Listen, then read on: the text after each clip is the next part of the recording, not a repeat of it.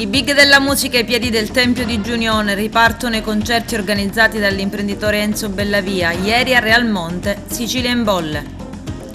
Traffico di migranti gestito dai terroristi, 10 arresti, mafia, pizzo e droga, 18 fermi nel clan Portanuova di Palermo a 6 giorni da un omicidio. Altri 3 comuni consegnano le reti idriche ad AICA, che adesso gestisce 30 comuni della provincia di Agrigento. Dopo 50 anni gli alunni della classe quinta C del Leonardo si rincontrano per una cena.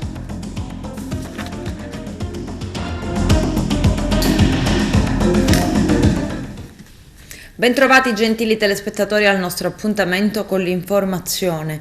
Tornano i grandi concerti alla Valle dei Templi. In questa stagione estiva Piano San Gregorio ad Agrigento è pronto a ospitare Elisa, Coez, Tommaso Paradiso, Irama, Ramazzotti, Capo Plaza. In cartellone anche Drusilla Foyer, il concerto evento dei Pink Floyd Legend e l'Aida di Verdi. Dettagli con il nostro direttore Arturo Cantella.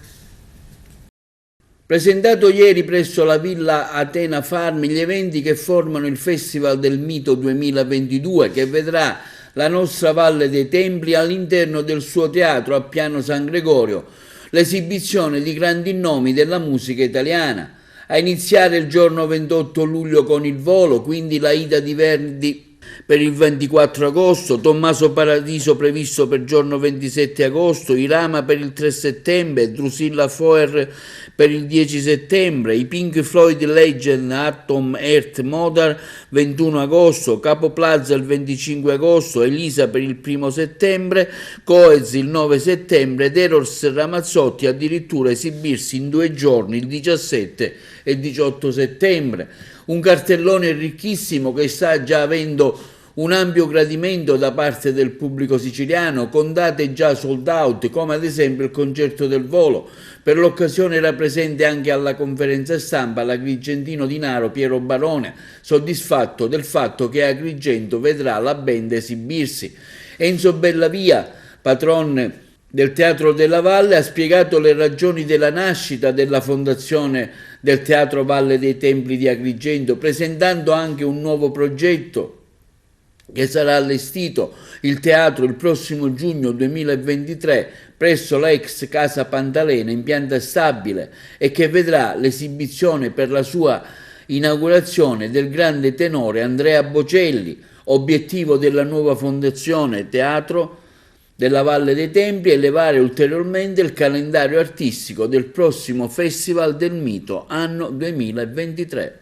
Sì, ci voleva, dopo 7 anni, insomma, siamo ritornati nuovamente nel posto dove è nato tutto nel 22 settembre del 99 con lo spettacolo di Zucchero.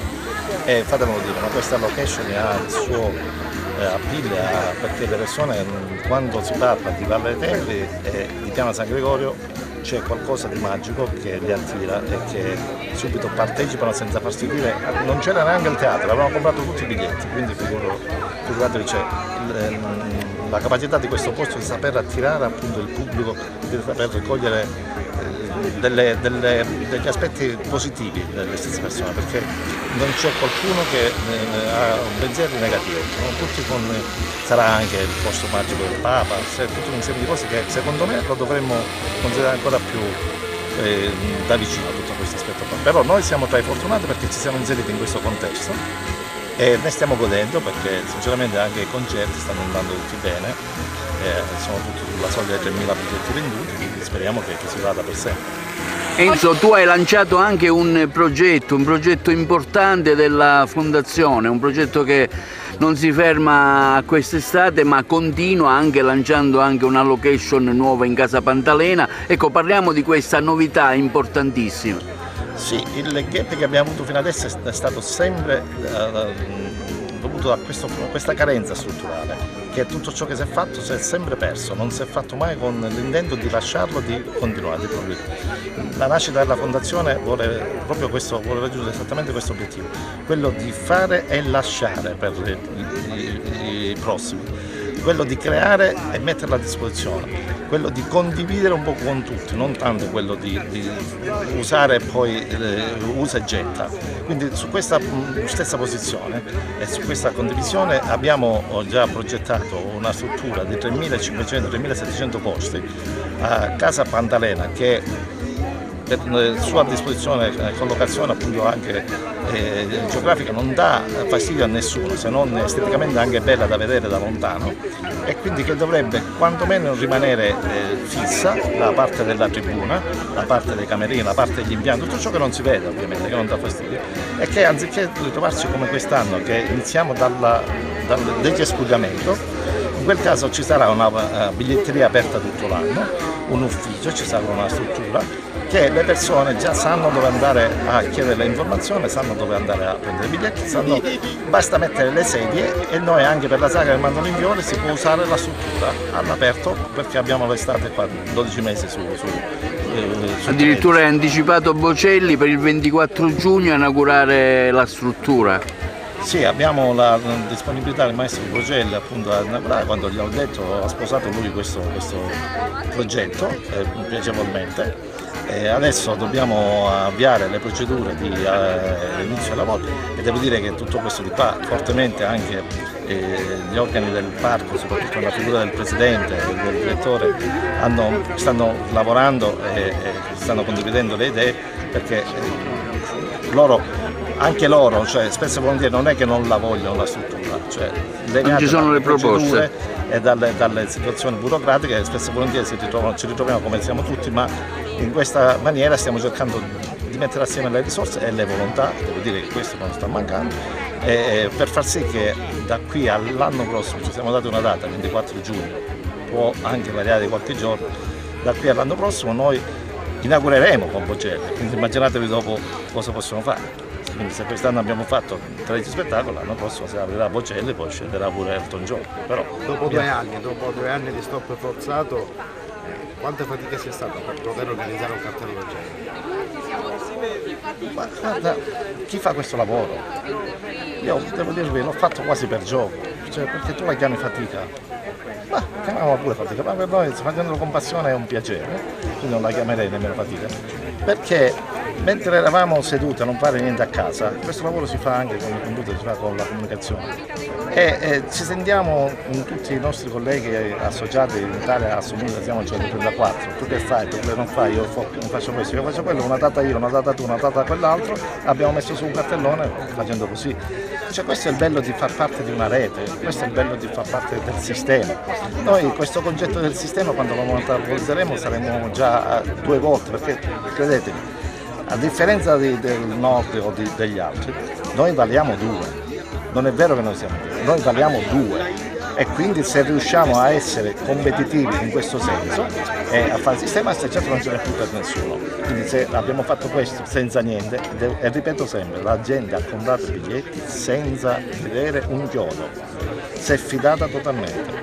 Quindi se tu vai all'Arena di Verona e compri, ma c'è l'Arena, almeno sai che ci sono i posti. Qua non c'era nemmeno il chiodo messo a terra.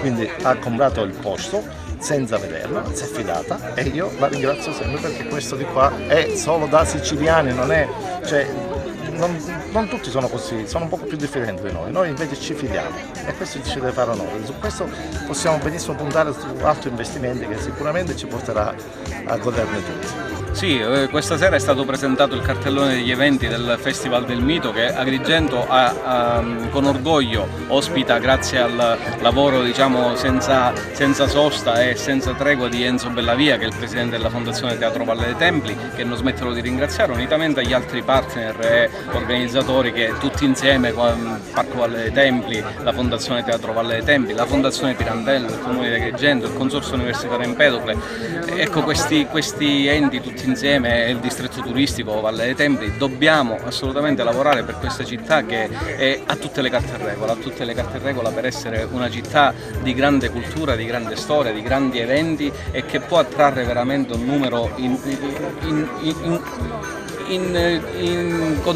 come si dice, non si può contare il numero di turisti che potrebbe ricevere Agrigento ed intercettare, quindi potrebbe essere, ecco, la ripartenza. Questa è finalmente la ripartenza di questa grande città che si affaccia ad essere candidata e speriamo capitale italiana della cultura 2025.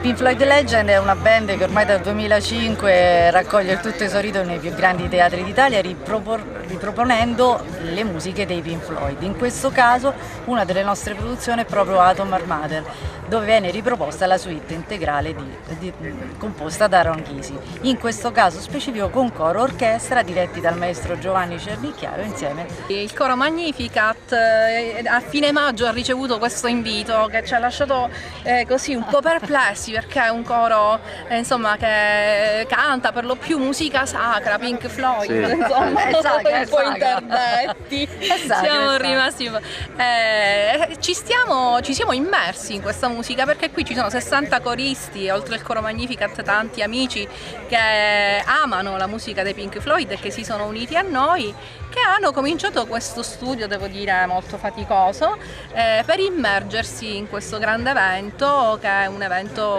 che va vissuto come esperienza, quindi noi ci stiamo preparando con grande solerzia. Perché a noi ogni settimana arriva la prevendita di tutti i concerti e Agrigento è quella che vende di più. Ogni settimana i numeri sono nettamente superiori al resto di tutte le date. Sono emozionatissimo per questo concerto, perché c'è stato un lungo lavoro.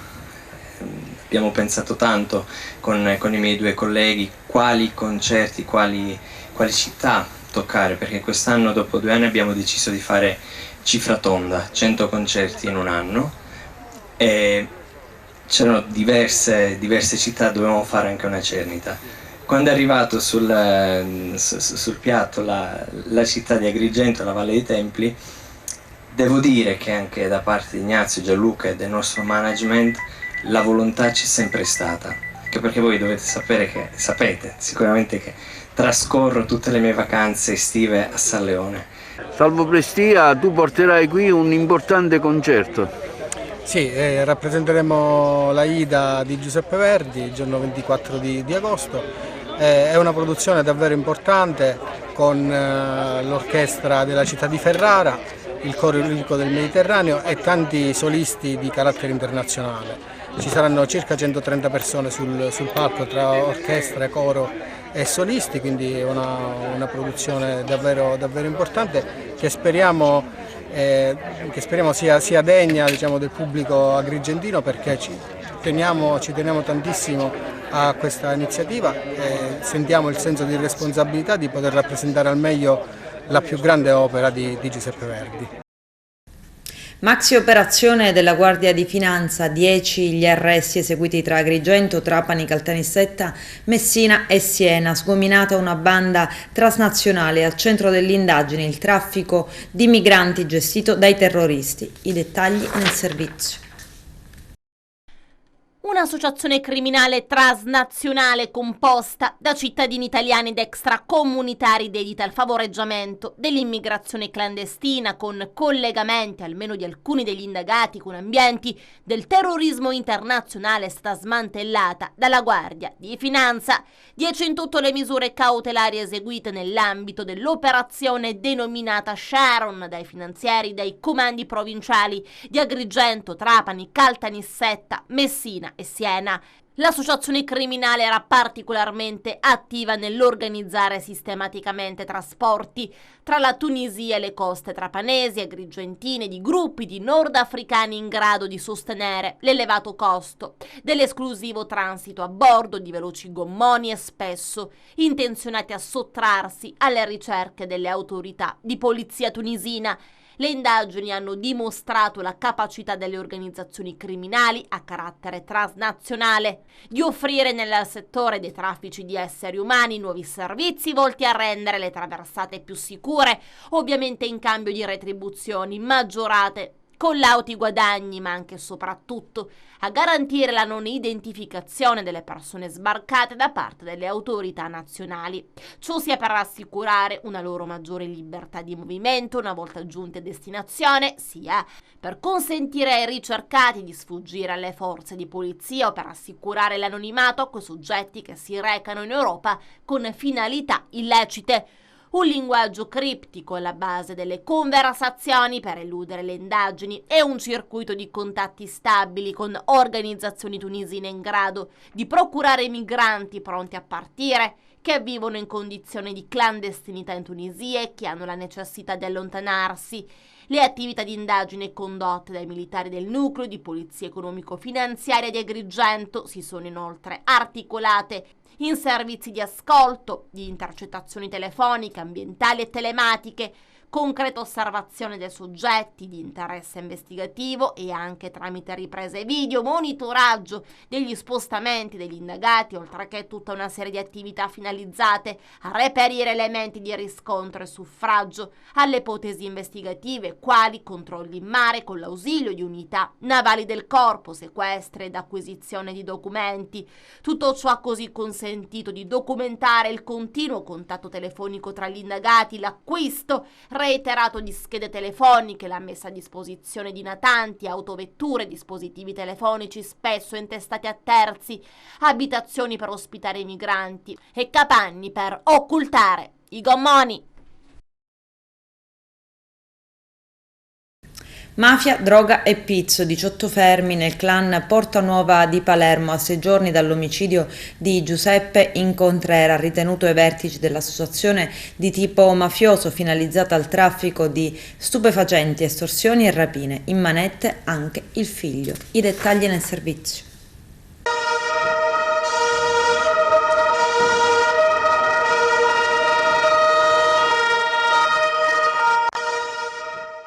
Sei giorni fa l'omicidio in via Imperatrice Costanza di Giuseppe Incontrera, ritenuto ai vertici del clan di Portanuova. Stanotte invece, all'alba, il blitz dei carabinieri che ha portato al fermo di 18 persone, tra cui anche il figlio dell'uomo ucciso, lo scorso 30 giugno. Gli indagati, secondo la direzione distrettuale antimafia della Procura della Repubblica di Palermo, sono ritenuti a vario titolo responsabili di associazione di tipo mafioso, associazione finalizzata al traffico di stupefacenti, estorsioni e rapine aggravate dal metodo e dalle finalità mafiose.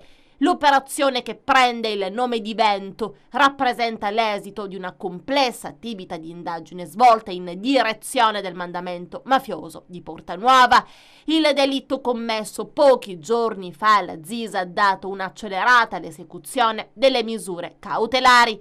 Attraverso intercettazioni e pedinamenti, i carabinieri del nucleo investigativo avrebbero delineato l'organigramma del mandamento mafioso, individuando in Tommaso Lopresti il soggetto ritenuto il reggente del mandamento, nonché uomini di fiducia e gregari qualificati delle famiglie di Portanuova e Palermo Centro. Gli investigatori hanno anche documentato diversi episodi relativi al traffico di droga di ogni tipo: hashish, marijuana, cocaina, eroina e crack, gestite in tutta la sua filiera. Sono stati infatti fermati presunti capi di 6 piazze di spaccio localizzate nei centralissimi quartieri del Capo, della Bucceria, di Ballarò, della Zisa, via dei Cipressi, piazza Ingastone e via Regina Bianca. Spaccio e non solo, anche pizzo e rapine. Nelle indagini sono finiti anche 2 assalti a mano armata, 2 estorsioni e 5 tentativi di estorsione in danno di imprenditori e commercianti del centro.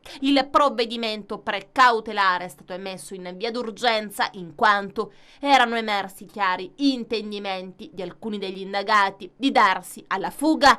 L'omicidio di Incontrera, inoltre, secondo gli investigatori, avrebbe potuto innescare altri agguati e rafforzare pertanto la volontà degli indagati di darsi alla latitanza.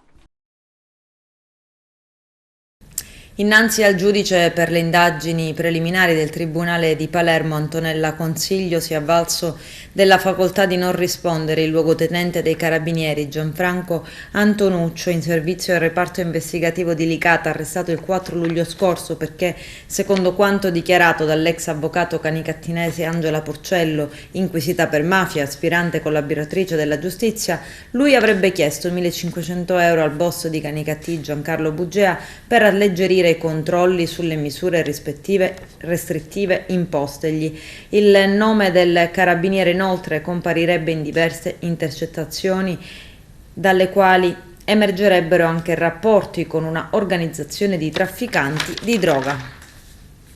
Si sono ritrovati dopo 50 anni gli alunni della quinta C del Liceo Leonardo di Agrigento. Eugenio Cairone.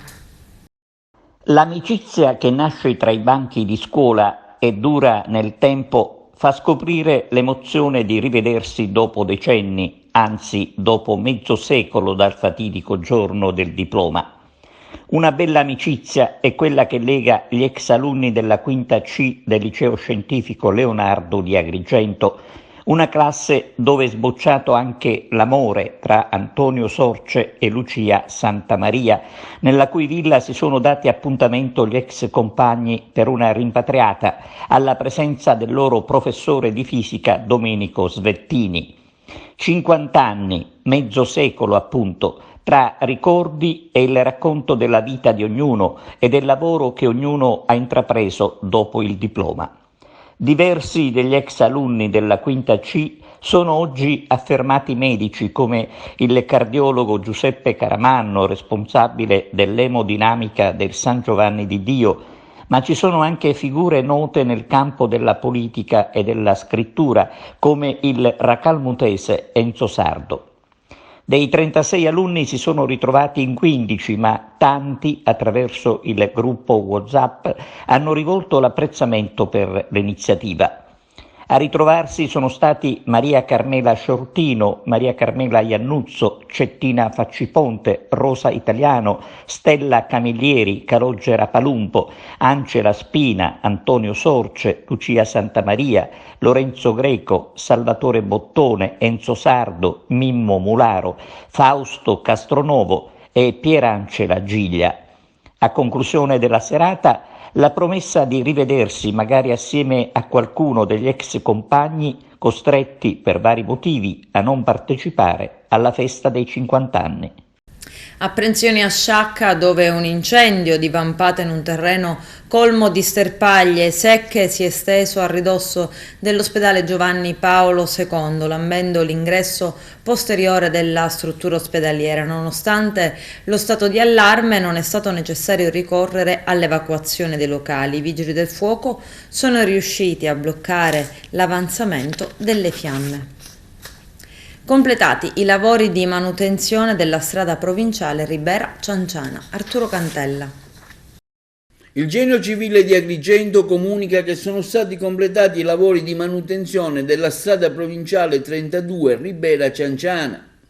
Il consolidamento dei tratti in frana, ripavimentazione stradale, restyling della segnaletica orizzontale e verticale sono questi i principali lavori di manutenzione completati dal Genio Civile di Agrigento, diretto dall'architetto Rino Lamendola, sulla strada provinciale 32 Ribera Cianciana, per un importo complessivo di 1,2 milioni di euro, con l'obiettivo di ripristinare le buone condizioni di transito in sicurezza per gli automobilisti lungo tracciati stradali fondamentali per collegare non solo Ribera a Cianciana, ma anche la strada statale 118 della cosiddetta Mare Monti, la cui progettazione esecutiva per l'ammodernamento del tracciato è stata già affidata a un gruppo di professionisti per un investimento complessivo di oltre 5 milioni di euro.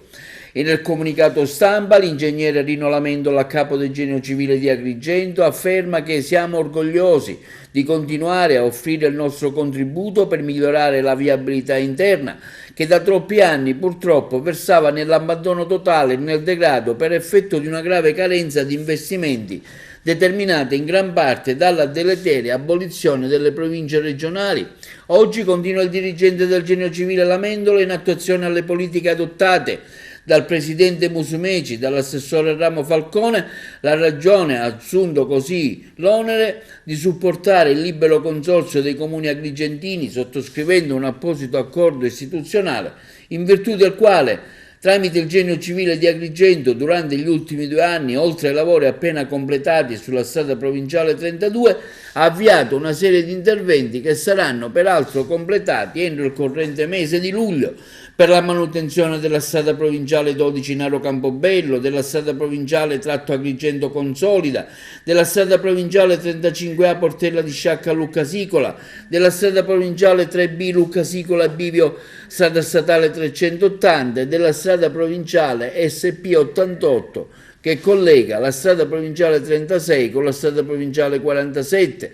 Tutto questo si aggiunge anche alla progettazione eseguita dal Genio Civile di Agrigento per la riqualificazione del porticciolo di San Leone, la cui direzione dei lavori in corso è stata poi affidata al Dipartimento Infrastrutture di Palermo e i lavori progettati ed eseguiti dal Genio Civile in tempi brevissimi per il restyling delle strade agrigentine attraversate dal Giro d'Italia 2020.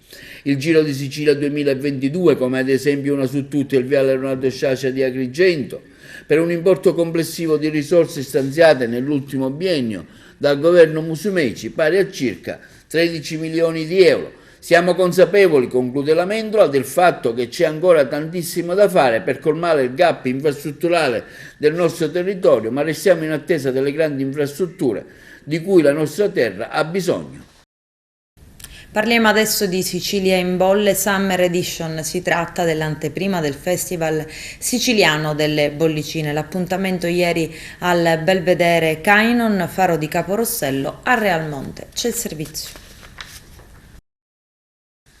Si è svolto ieri presso il Belvedere Cainon a Realmonte un'anteprima di Sicilia in Bolle 2022, un'edizione più estiva, più leggera, più spensierata. Un momento che ha visto anche l'esordio del neopresidente Francesco Baldacchino, eletto alla guida dell'Associazione Italiana Sommelier Sicilia, prendendo esempio proprio dal modello ad Agrigento ed esportarlo in altre realtà. È un premio non soltanto al sottoscritto ma un po' a tutta la nostra delegazione. Infatti quando ci siamo cimentati in riunioni pre-elezioni per così metterci d'accordo un po' su quella che era la linea da seguire un po' con tutti gli altri delegati, mi hanno chiesto di esportare il modello Agrigento il modello Sicilia, quindi lo spirito di gruppo che ha animato la nostra delegazione verrà trasferito in quello regionale. Gli obiettivi sono tanti, come quello di dare sempre più valore al socio, mettere al centro di ogni cosa il socio AIS e poi riallacciare contatti con i maggiori consorzi, con le varie associazioni del comparto e dare più spazio alle aziende con manifestazioni come queste o come altre magari più tecniche e più diciamo da sommelier.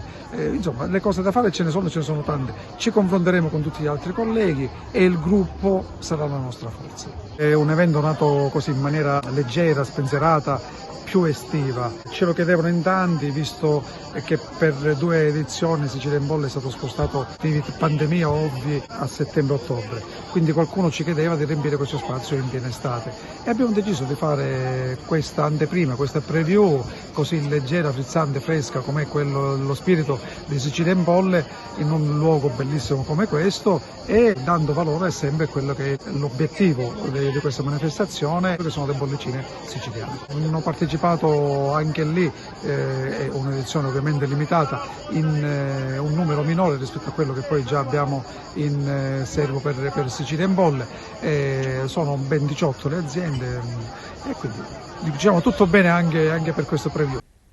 Intanto il sommelier agrigentino Lillo Trupria diventa lui il nuovo delegato dell'Associazione Italiana Sommelier di Agrigento, prendendo il posto di Francesco Baldacchino, e nel frattempo è diventato presidente regionale. L'emozione è quella di aver fatto sempre parte di questa associazione, quindi questo riconoscimento ci permette di poter nuovamente dare una nuova linfa in delegazione, che comunque già c'era, perché con Baldacchino abbiamo fatto un bel lavoro, tutto il gruppo della delegazione AIS Agrigento di Caltanissetta.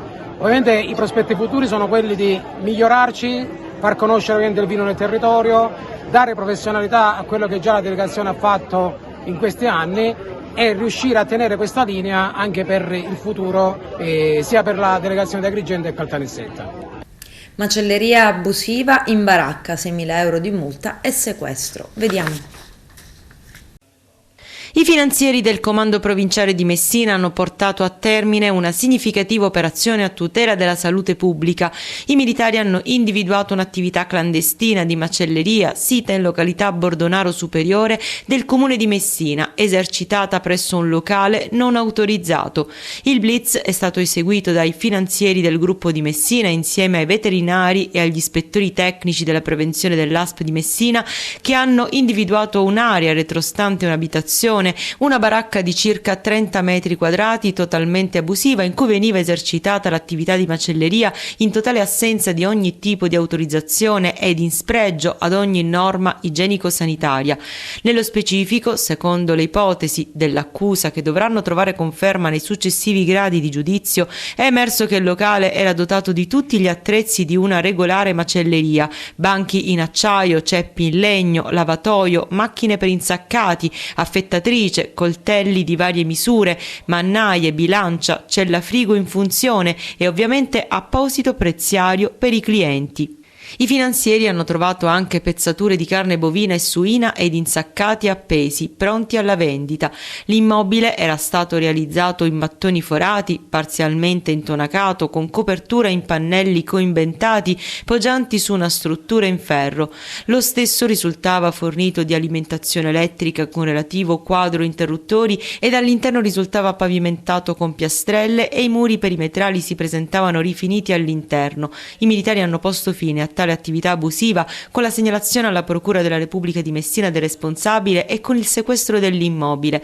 I finanzieri hanno altresì provveduto a contestare le relative violazioni amministrative in materia di abusivismo commerciale e di igiene pubblica, unitamente al personale dell'ASP di Messina intervenuto.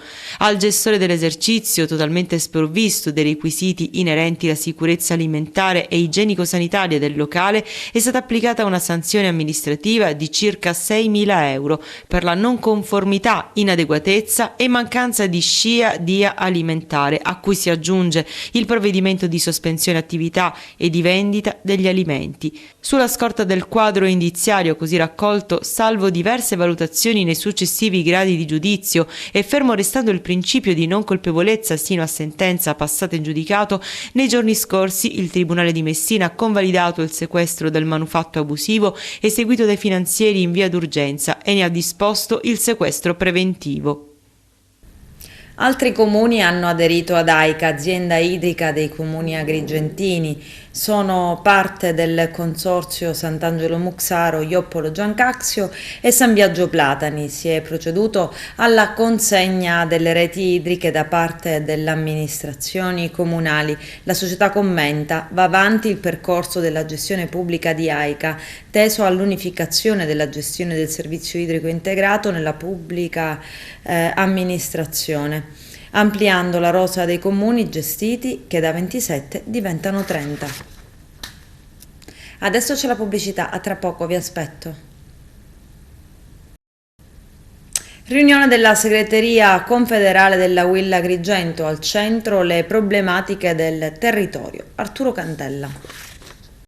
Si è tenuta ieri pomeriggio una riunione della segreteria confederale della CST UIL di Agrigento, nel corso del quale il segretario generale Gero Acquisto ha fatto un'attenta analisi delle diverse problematiche rappresentate durante la lunga stagione congressuale, che è stata la sintesi da cui partire per tracciare il percorso politico sindacale da seguire. Molteplici e vaste sono state dunque le tematiche affrontate. Con l'occasione sono state assegnate e di seguito elencate le deleghe confederali ai componenti della segreteria.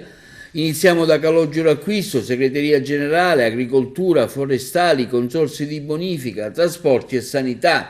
Linda Bellia va alla pubblica amministrazione, pari opportunità, integrazione e inclusione, politiche del lavoro, formazione professionale, fondi europei e sicurezza. Salvatore Cottone si occuperà dei servizi del patronato del CAF, delle politiche sociali, della disabilità, del Dipartimento enti locali e regionali, mentre Giovanni Manganella dell'organizzazione del settore industria, infrastrutture, politiche energetiche e delle acque, partecipate, artigianato e terziario. E sempre il segretario generale della UIL, Gero Acquisto, ha puntato il dito sul settore del turismo. Dopo 2 anni riparte alla grande il turismo italiano, nel solo giugno 9 milioni sono previsti gli arrivi, una vera e propria invasione da parte dei turisti francesi, americani e tedeschi, britannici e spagnoli. In Sicilia boom di presenze e Agrigento. Cosa succede ad Agrigento? Agrigento, nella quarta città siciliana, il turismo rispetto agli ultimi 2 anni è in forte ascesa. Si registrano 66.000 presenze nella Valle dei Templi nei soli primi 6 mesi, un incremento del 10% rispetto al 2015, annata già record per il parco archeologico. Ma oltre alla Valle si pone il problema il segretario Acquisto dei Templi: cos'altro da visitare un turista? Sicuramente la risposta non è diretta e spontanea, perché vi sono ben pochi tour, escursioni organizzati e ben pubblicizzati. Il problema agrigentino, continua il segretario generale della UIL, Gero Acquisto, della provincia di Agrigento, non è il turismo, ma di per sé i turisti che in 2 o 3 giorni vanno via. Il segretario della UIL di Agrigento Acquisto a tal proposito sottolinea come la situazione piano piano sta migliorando in provincia, ma c'è ancora molto da fare. Bisognerebbe, come già accaduto in altri contesti ben più disastrati, dare nuova luce ai posti nascosti della nostra provincia, riqualificare il centro storico che non è per niente pubblicizzato e valorizzato. Il nostro territorio è pieno di luoghi incantevoli, ricchi di storie e tradizioni, spiagge e riserve, alcuni sono dei piccoli posti di tesoro abbandonati. Dovremmo, conclude Gero Acquisto, dare impulso alle micro mobilità elettrica. Le città sono invase dallo sharing di monopattini, bici, scooter, auto elettriche. Il 2022 ci impone quindi di stare al passo coi tempi, così da permettere al turista di organizzare più tappe nella nostra provincia. Dopo 16 anni la Regione ha rinnovato il contratto di lavoro dei medici che si occupano del primo soccorso all'interno delle ambulanze medicalizzate del sistema 118, ok? All'aumento della retribuzioni ordinarie e straordinarie dei professionisti e al potenziamento delle associazioni professionali e dell'identità per rischio di persone a bordo. Il lavoro straniero regolare, esperienze e nuove prassi è il tema di un incontro che si è svolto oggi al Palazzo Reale, sede dell'Assemblea regionale siciliana. Vediamo. Io con molto piacere vengo a questo convegno proprio perché in Sicilia. Per motivi di lavoro le mie prime attività sono legate alla regolarizzazione dei lavoratori stranieri che sono entrati nel nostro paese nel 1986. Attraverso la legge 943, erano prevalentemente lavoratori che venivano dal Nord Africa, dall'area magrebina, e moltissimi sbarcavano qua in Sicilia. Io svolgo attività di patronato, i miei uffici qui in Sicilia furono in prima fila con tanto impegno, con tanta buona volontà e senza avere poi alcun riscontro da parte economico, finanziario da parte della pubblica amministrazione, svolsero quell'importante lavoro di regolarizzazione. Il lavoro straniero in Italia passa prevalentemente per la Sicilia. Ecco, questo è un passaggio. Il lavoro deve essere regolare, non può essere diversamente. Dobbiamo entrare nell'idea che qualunque attività imprenditoriale venga intrapresa deve fare i conti con i costi di un lavoro regolare. Il lavoro straniero è determinante in Italia. Non possiamo pensare che in Italia ci sia attività lavorativa senza la presenza regolare dei lavoratori stranieri. In Italia e in Europa il problema che probabilmente avremo nel corso dei prossimi anni sarà proprio quello rappresentato dalla diminuzione di flussi di lavoratori stranieri che vengono in Italia, soprattutto quelli che venivano dall'area dell'Est Europa, che oggi provenivano da paesi che sono in crescita, che si stanno sviluppando e che pertanto sempre di più faranno di tutto per poter andare a trattenere i loro giovani, i loro lavoratori attivi all'interno dei paesi stessi. e questo è pertanto un problema al quale dovremo far fronte. Ci sono varie possibilità, una delle cose alla quale tengo particolarmente e che io voglio lanciare in questo convegno è quello di una cabina di regia che possa dare una maggiore territorialità, caratterizzazione territoriale al lavoro dei lavoratori stranieri.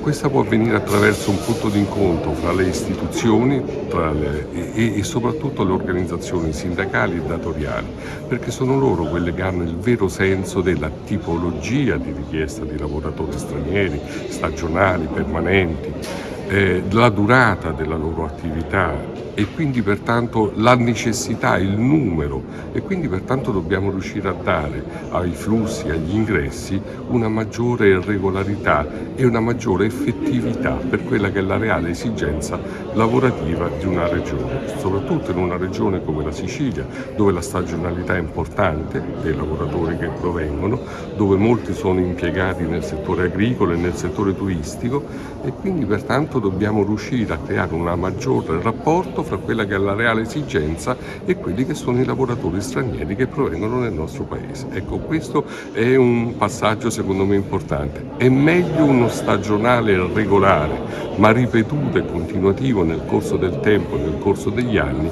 piuttosto che un lavoratore che resta irregolare all'interno del nostro contesto. Ad esempio noi abbiamo ideato il programma Play to Work, è un'attività ludico-formativa che realizziamo presso i centri di accoglienza SAI, il sistema di accoglienza e integrazione del Paese a titolarità degli enti locali.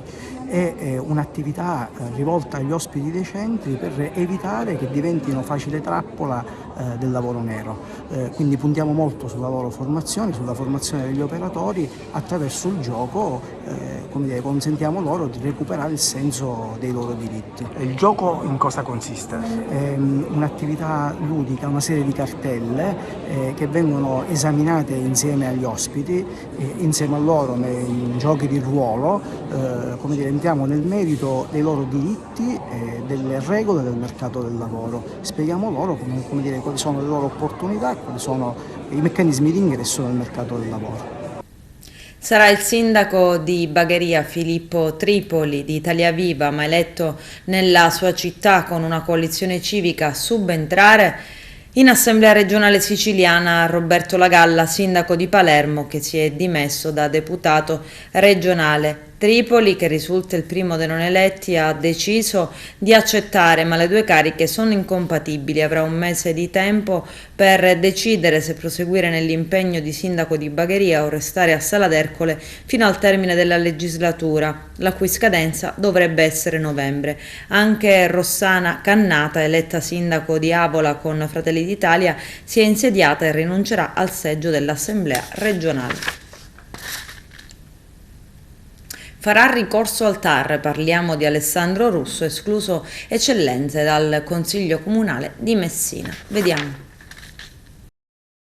Stiamo studiando le possibilità di fare questo ricorso e quindi andare a comprendere se, come interpretiamo noi dalla legge, è stata fatta un'assegnazione non sbagliata al sindaco miglior perdente, quindi a Croce, ma un'attribuzione alla coalizione di liste sbagliata.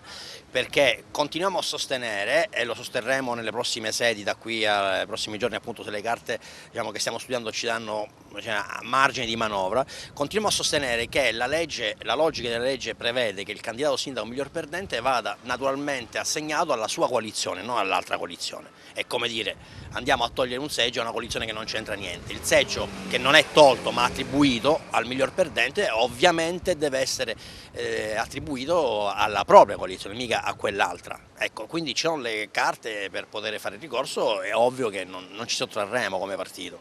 C'è un'altra questione che lei ha sollevato nelle scorse ore che riguarda l'attuale legge elettorale in vigore in Sicilia. Si vince il primo turno con il 40% e anche l'attribuzione di questo premio di maggioranza fa molto discutere. Una legge regionale che è stata allora approvata anche dal Partito Democratico probabilmente per frenare l'ascesa del Movimento 5 Stelle e che oggi paradossalmente danneggia anche e soprattutto il centrosinistra. Questo è l'esempio tipico di come funziona, diciamo, il legislatore in Italia e particolarmente in Sicilia. Si fanno le leggi sotto le elezioni per bloccare quello che in quel momento storico è ritenuto l'avversario. Poi queste leggi si accumulano e il danno, come un boomerang in Australia, torna indietro a chi ha prodotto la legge. In questo caso il Partito Democratico, che pensò giustamente di mettere in difficoltà i 5 Stelle, favorendo Orlando, poi contrastando Orlando, insomma i nemici storici del momento, per poi pagarla oggi. Questa è una legge evidentemente incostituzionale perché assegna la città a chi non prende la maggioranza dei voti. Il dato questo è, non il 40%, il 40% non è il 50% più uno come funziona in tutta Italia, come funziona nelle democrazie mature. In Sicilia noi facciamo vincere il miglior perdente, cioè quello che arriva prima al 40%, e questa è una legge che nel mio paese si chiama incostituzionale. Leggi così non ci sono nella Bielorussia di Lukashenko, nella Russia di Putin, non ci sono nei paesi dove la democrazia è soltanto un fatto di carta o di nome, e in Sicilia l'abbiamo. La Sicilia ha questo triste primato di essere più indietro della Bielorussia di Lukashenko, quindi da questo punto di vista è evidente che come Partito Democratico noi dobbiamo sollevare nelle prossime ore, nei prossimi giorni, il tema del ricorso alla Corte Costituzionale per travolgere questa legge che è iniqua, ingiusta e, lo ripetiamo, incostituzionale. Ma vedete, non per il premio di maggioranza, quello è legittimo se noi rispettiamo la logica della legge. È a monte il problema. Quando è stata costruita questa legge, disegnata contro un nemico del momento, non si è pensato che assegnare una città a chi prende soltanto un più di voti rispetto agli altri, ma non la maggioranza dei voti, è un principio che deve essere assolutamente travolto, non può funzionare, non è democratico. Il comune di Agrigento, tramite l'assessore al ramo Roberta Lala, raccomanda ai concittadini di sostenere l'iniziativa Disseta un randaggio. Si invitano gli amanti degli animali e soprattutto le attività commerciali ad esporre una ciotola piena d'acqua. Per informazioni e per il ritiro delle ciotole si può inviare un messaggio WhatsApp al numero telefonico 388 15 96 257. Direttore, facciamo questa anteprima per i nostri telespettatori. Ecco la base, il cuore di questo ciclo di rappresentazioni. Possiamo dire un libro nuovo? Beh sì, abbiamo cercato di cambiare tante cose rispetto alle edizioni precedenti. Tu parli di base, io penso che la base sia il luogo, questo magnifico teatro che è davvero uno dei più belli al mondo. È davvero emozionante stare lì, anche senza rappresentazioni, già racconta ed esprime tantissimo. Quest'anno facciamo un festival molto intenso e anche molto impegnativo. Spesso ci sono anche 2 rappresentazioni in una stessa giornata, una al Teatro Antico e l'altro al Tempio, che sarà dedicato alla musica.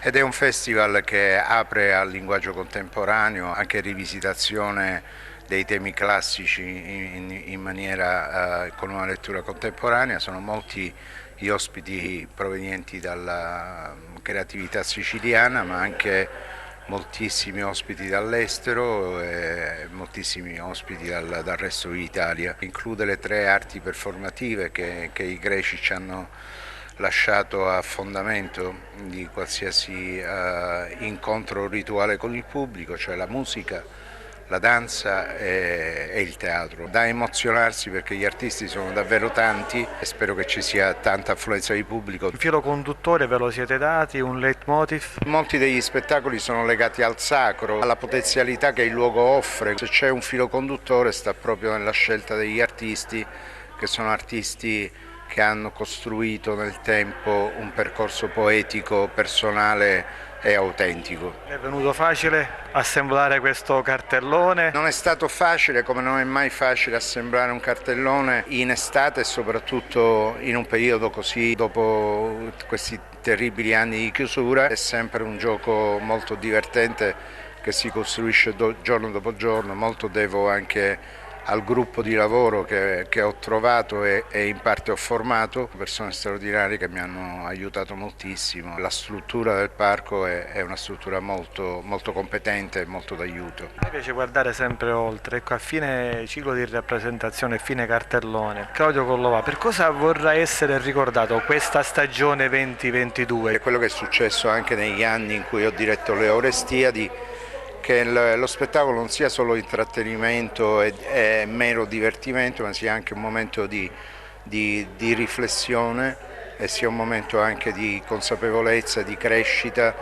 Quindi se c'è una cosa che mi piacerebbe venisse ricordata è intanto il rischio, perché non sono spettacoli facili, non sono spettacoli semplici di puro intrattenimento, quindi mi piace essere ricordato per questo tentativo di prendersi dei rischi, che è poi il dovere che dovrebbe ogni festival portare avanti, e forse mi piacerebbe essere ricordato per aver ospitato linguaggi molto diversi, molto multidisciplinari, spesso in dialogo tra di loro, e che lo spettacolo non sia solo un momento di evasione, ma sia un momento anche di riflessione, di pensiero. Convinca me telespettatore a venire lì a Segesta, perché dovrei. Venga e apra il suo cuore alla sorpresa e a qualcosa che non si è ancora visto. Grazie a voi. Con questo è tutto, termina qui l'edizione del telegiornale. Grazie per la gentile attenzione e per essere stati con noi. A presto.